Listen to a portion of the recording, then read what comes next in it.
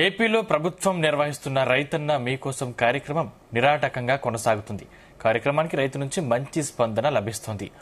ఉమ్మడి తూర్పు గోదావరి జిల్లాలోని గండేపల్లి మండలం మురారిలో నిర్వహించిన రైతన్న మీకోసం కార్యక్రమంలో రాజ్యసభ సభ్యులు సానా సతీష్ బాబు, జగ్గంపేట ఎమ్మెల్యే జ్యోతుల నెహ్రూతో కలిసి పాల్గొన్నారు. సీఎం చంద్రబాబు రైతులకు మరింత మెరుగైన సేవలు అందించేందుకు రైతన్న మీకోసం కార్యక్రమాన్ని తీసుకొచ్చారన్నారు. రైతు బాగుంటేనే గ్రామం బాగుంటుందని, గ్రామం సుభిక్షంగా ఉంటేనే రాష్ట్రం బాగుంటుందన్న సిద్ధాంతాన్ని అనుసరించి ఈ కార్యక్రమం కొనసాగుతుందన్నారు. ఆ సిద్ధాంతానికి అనుగుణంగా రైతుల సమస్యలను తెలుసుకుని పరిష్కరిస్తామన్నారు.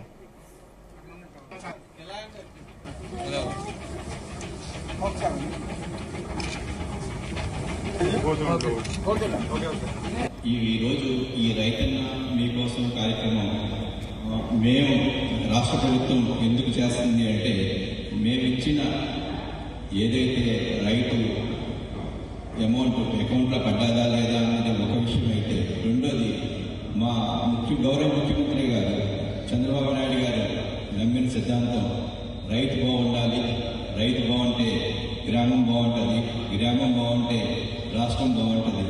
ఇది ఆయన బలంగా నమ్మిన సిద్ధాంతం.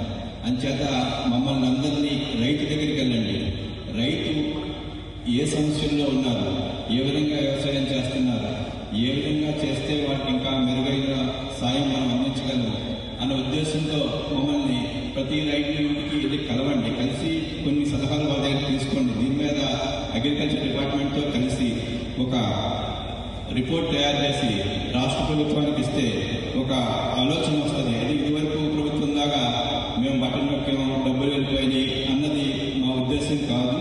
ఆ ఉద్దేశంతోనే మేము రైతు చేరిన డబ్బులు చేరినయా లేదా, తర్వాత రైతుకున్న సమస్యలు ఏంటి,